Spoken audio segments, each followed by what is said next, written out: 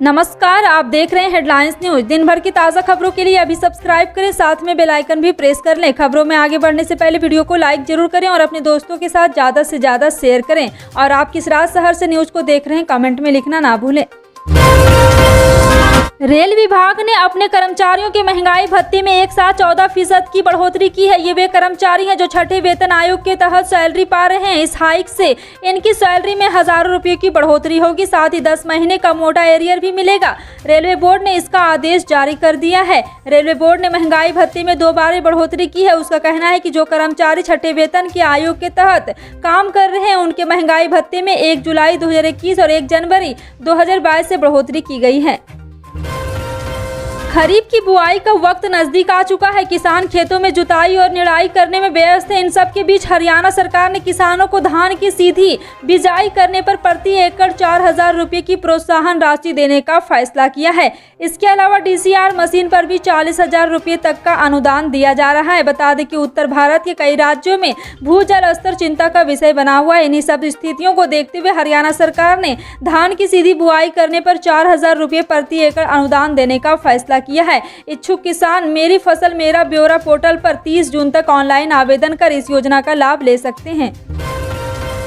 Supreme court ने गुरुवार को GST पर एक अहम फैसला देते हुए कहा है कि GST काउंसिल की सिफारिश मानना केंद्र और राज्य के लिए जरूरी नहीं। यानी GST काउंसिल जो भी सिफारिशें देता है उन्हें लागू करने के लिए केंद्र और राज्य सरकार बाध्य नहीं होंगे, बल्कि ये सिफारिशें सलाह या परामर्श के तौर पर देखी जानी चाहिए। आपको बता दें कि शीर्ष अदालत ने यह भी कहा है कि संसद और राज्य विधानसभाओं के पास GST पर कानून बनाने का समान अधिकार है।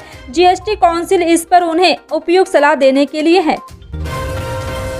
इंडोनेशिया सोमवार यानी 23 मई से पाम ऑयल एक्सपोर्ट से बैन हटाने जा रही है। देश के राष्ट्रपति जोको विडोडो ने गुरुवार को इसका ऐलान किया है। इंडोनेशिया दुनिया का सबसे बड़ा पाम ऑयल उत्पादक और निर्यातक देश है और उसने अपने देश में ही इसकी किल्लत के चलते निर्यात पर 28 अप्रैल को बैन लगा दिया था।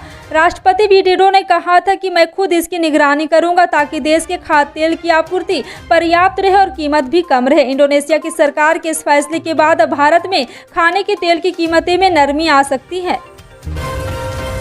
कांग्रेस को अब पंजाब में बड़ा झटका लगा है। पंजाब कांग्रेस के दिग्गज हिंदू नेता सुनील जाखड़ भाजपा में शामिल हो गए। दिल्ली में पार्टी अध्यक्ष JP नड्डा ने उन्हें पार्टी की प्राथमिकता सदस्यता दिलाई। जाखड़ ने कुछ दिन पहले ही अनुशासनहीनता को नोटिस मिलने पर कांग्रेस छोड़ दी थी। इससे पहले गुजरात से कांग्रेस नेता हार्दिक पटेल भी कांग्रेस छोड़ चुके हैं। जाखड़ का परिवार करीब 50 साल कांग्रेस में रहा। इस वक्त उनकी तीसरी पीढ़ी से भतीजे संदीप जाखड़ कांग्रेस के विधायक बने हैं। कोरोना वायरस के वेरिएंट ओमिक्रॉन को लेकर एक चौंकाने वाली स्टडी सामने आई है। कोरोना वैक्सीन न लगवाने वाले ओमिक्रॉन वेरिएंट से संक्रमितों में दूसरी वेरिएंट से संक्रमित लोगों की तुलना में ज्यादा इम्यूनिटी पाई गई है। ग्लैडस्टोन इंस्टीट्यूट और यूनिवर्सिटी ऑफ कैलिफोर्निया ने चूहे पर संक्रमितों के ब्लड सैंपल के जरिए अध्ययन करने के बाद इस बात का दावा किया है। और आपको बता दें कि अमेरिका में किए गए इस अध्ययन में शोधकर्ताओं ने पाया कि ओमिक्रॉन वेरिएंट एक कमजोर इम्यूनिटी बनाता है। हरियाणा में कांग्रेस के नेता कुलदीप बिश्नोई ने CM मनोहर लाल खट्टर से मुलाकात की है। इसके बाद से कई तरह के कयास लगाए जा रहे हैं। दरअसल पंजाब में सुनील जाखड़ जैसे वरिष्ठ नेता का बीजेपी में जाना और उसके बाद गुजरात में हार्दिक पटेल के इस्तीफे के बाद से बिश्नोई की खट्टर से हुई मुलाकात के बाद से चर्चा का बाजार गर्म है। इन अटकलों की वजह इसलिए भी है क्योंकि कुछ दिन पहले ही हरियाणा कांग्रेस में फेरबदल हुआ है, लेकिन इसमें कुलदीप बिश्नोई को कोई जगह नहीं मिली है। इसके बाद भी कुलदीप बिश्नोई नाराज चल रहे हैं। हालांकि CM खट्टर से हुई मुलाकात पर बिश्नोई ने कहा कि वो आदमपुर ग्राम पंचायत की बहाली को लेकर मुख्यमंत्री से मिले हैं। महाराष्ट्र में विधवा प्रथा अब बंद हो जाएगी। महिलाओं के जीवन स्तर को सुधारने के लिए कदम उठाया गया। महाराष्ट्र में विधवा की चूड़ी तोड़ने, सिंदूर पोंछने और मंगलसूत्र निकालने की प्रथा को खत्म करने का निर्णय लिया गया है। इसे लेकर सरकार ने सर्कुलर जारी कर दिया। दरअसल कोल्हापुर जिले के मेहरबाड़ ग्राम पंचायत के विधवा प्रथा को रोकने का निर्णय महाराष्ट्र सरकार ने पूरे राज्य में लागू करने का फैसला किया है। हेरवाड़ ग्राम पंचायत के विचार के अनुसार काम करने के लिए एक सरकारी परिपत्र जारी किया गया। अब सभी ग्राम पंचायत इसे लागू करेंगे। सुप्रीम कोर्ट के फैसले के बाद मध्य प्रदेश में निकाय और पंचायत चुनाव की अड़चन दूर हो गई है। अब OBC आरक्षण के साथ निकाय चुनाव होंगे। MP में निकाय चुनाव की सुप्रीम कोर्ट की तरफ से हरी झंडी मिलने के बाद महाराष्ट्र के निकाय चुनाव को लेकर भी सियासत तेज हो गई है। दरअसल इन दिनों ही राज्यों में मामला OBC आरक्षण के चलते फंसा हुआ था। मध्य प्रदेश के मामले में सुप्रीम कोर्ट ने 10 मई को राज्य निर्वाचन आयोग के 2 सप्ताह में OBC आरक्षण के बिना नगरीय निकाय पंचायत चुनाव की अधिसूचना जारी करने का आदेश दिया है। राजस्थान में आगामी विधानसभा चुनाव पूर्व मुख्यमंत्री वसुंधरा राजे और अन्य नेताओं के बजाय पीएम नरेंद्र मोदी के चेहरे पर लड़ा जाएगा। जयपुर में 19, 20 और 21 मई को होने वाली पार्टी के राष्ट्रीय पदाधिकारियों की बैठक में यह तस्वीर साफ हो गई है। जयपुर के दिल्ली रोड की बैठक में होटल मिलिला में होने वाली बैठक में पार्टी के राष्ट्रीय सचिव पदाधिकारी के साथ सभी राज्यों के प्रदेशाध्यक्ष हिस्सा लिए। इस बैठक में राजस्थान में आगामी विधानसभा चुनाव जीतने की रणनीति पर मंथन किया जाएगा। भाजपा के वरिष्ठ नेताओं के स्वागत में शहर के जगह जगह होर्डिंग्स और बैनर पोस्टर लगाए गए हैं। मध्य प्रदेश के एक स्टार्टअप ने बृहस्पतिवार को कहा है कि उसने राज्य में खेती के करीब 4000 एकड़ रकबे पर खाद का ड्रोन में छिड़काव किया है और अब यह चिकित्सा क्षेत्र में सामान पहुंचाने के लिए अत्याधुनिक तकनीक का इस्तेमाल की तैयारी किया जा रहा है। इंदौर स्थित स्काई एंड ड्रोन टेक संस्थापक और मुख्य कार्यकारी अधिकारी प्रयास सक्सेना ने संवाददाता सम्मेलन में यह जानकारी दी। उन्होंने बताया कि हमने खरगोन, रायसेना, शाहजहांपुर, राजगढ़, गुना और ग्वालियर जिलों में खेती के कुल 4000 एकड़ रकबे पर ड्रोन से खाद का छिड़काव कर करीब 12.5 लाख रुपए का कारोबार किया है। पंजाब के मुख्यमंत्री भगवंत मान ने गुरुवार को कहा है कि केंद्र सरकार पंजाब को 2000 अतिरिक्त अर्धसैनिक बल दे रहा है। मान यह कह रहा है कि बयान देने केंद्रीय गृह मंत्री अमित शाह से आज हुई मुलाकात के बाद आया है।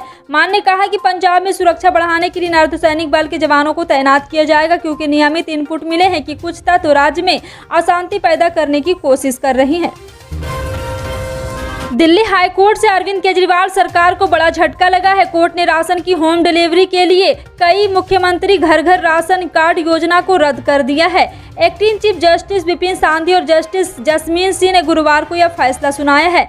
हाई कोर्ट ने कहा है कि दिल्ली सरकार घर घर राशन पहुंचाने के लिए दूसरी योजना ला सकती है, लेकिन यह केंद्र सरकार की ओर से दिए जाने वाले अनाज से यह योजना नहीं चला सकती है। दिल्ली सरकारी राशन डीलर्स और दिल्ली राशन डीलर्स यूनियन ने योजना का विरोध करते हुए हाई कोर्ट का दरवाजा खटखटाया था। कोर्ट ने जनवरी में फैसला सुरक्षित कर लिया था। स्कूल सर्विस कमीशन नियुक्ति घोटाले में पश्चिम बंगाल की ममता बनर्जी सरकार के मंत्रियों का नाम आने के बाद राज्य में सियासी घमासान एक बार फिर शुरू हो गया है।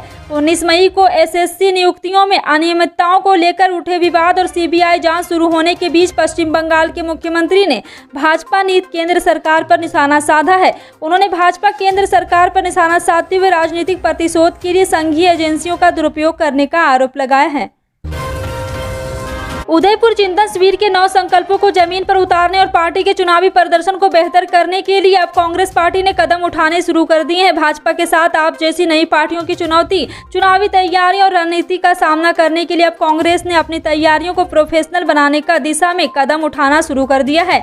इस क्रम में कांग्रेस देश भर में करीब 6500 पूर्णकालिक कार्यकर्ताओं को नियुक्त करेगी और प्रत्येक लोकसभा क्षेत्र में एआईसीसी व प्रत्येक विधानसभा क्षेत्र में पीसीसी एक पूर्णकालिक कार्यकर्ता नियुक्त करके देश की जनता की नब्ज टटोलने की कोशिश करेगी। बिहार में प्रचंड गर्मी का कहर जारी। गया, बक्सर, जम्मू जैसे कई जिलों में पारा 45 से 46 के पार कर गया है। मौसम पूर्वानुमान के अनुसार अगले 48 घंटे के दौरान राज्य में गर्मी और बढ़ेगी। इस बीच बिहार के सरकारी और प्राइवेट स्कूलों के लिए साल की गर्मी छुट्टी का ऐलान कर दिया गया है। इस बार राज्य के स्कूलों में 23 दिनों की गर्मी छुट्टी रहेगी, जो मई के सेकेंड लास्ट सप्ताह से शुरू होकर जून के दूसरे सप्ताह तक चलेगी। ज्ञानवापी मस्जिद को लेकर सियासी पारा छिड़ गया है, सियासी जंग छिड़ गया है। ओवैसी के बाद समाजवादी पार्टी के सांसद शफीकुर रहमान बर्क ने बड़ा बयान दिया। उन्होंने ज्ञानवापी मस्जिद में शिवलिंग मिलने के दावे को झूठा करार दिया और कहा है कि अगर इसे सील किया गया है तो हमारी जानें कुर्बान होगी। शफीकुर रहमान ने कहा है कि ज्ञानवापी मस्जिद में शिवलिंग के दावे बिल्कुल गलत है, ये झूठा प्रोपेगेंडा है, इसे हम बर्दाश्त नहीं करेंगे। उन्होंने मुसलमानों से अपील की है कि सब इस पर एक साथ रहें और उसके भविष्य के लिए सोचे, उन्हें मस्जिद को झील में और जेल न बनाने दे। राजस्थान के लालसोट व राजसमंद कस्बे में नर्सिंग कॉलेज खुलेंगे। राज्य सरकार ने इस आशय के प्रस्ताव को मंजूरी दे दी है। एक सरकारी प्रवक्ता ने बृहस्पतिवार को बताया कि मुख्यमंत्री अशोक गहलोत ने दौसा जिले के लालसोट तथा राजसमंद जिले के नाथद्वार में नर्सिंग कॉलेज खोले जाने के प्रस्ताव को मंजूरी दी है। जानकारी के मुताबिक झारखंड में बृहस्पतिवार को मतदान शुरू होते ही धनबाद में 2 मुख्य प्रत्याशियों के समर्थक के बीच मारपीट की घटना हुई। पुलिस ने मामला दर्ज कर इसकी जांच प्रारंभ कर दी है। कोडरमा जिले के सतगावा थाना क्षेत्र में आंगनवाड़ी वार्ड 7 मतदान केंद्र में मतदान के दौरान 2 पक्षों के बीच मारपीट का मामला भी सामने आया है। उल्लेखनीय है कि बृहस्पतिवार को झारखंड पंचायत चुनाव के दूसरे चरण का मतदान संपन्न हुआ, जिसमें 16 जिलों के 50 प्रखंडों की 872 ग्राम पंचायतों में मतदाताओं ने अपने मताधिकार का उपयोग किया। फिलहाल आपका इन सभी सभी खबरों पर क्या कहना है कमेंट सेक्शन में टाइप करके जरूर बताएं। पल पल की अपडेट जानने के लिए जुड़े रहें आप अपने हेडलाइंस न्यूज़ के साथ। मिलते हैं अगली बड़ी खबर में, तब तक के लिए जय हिंद।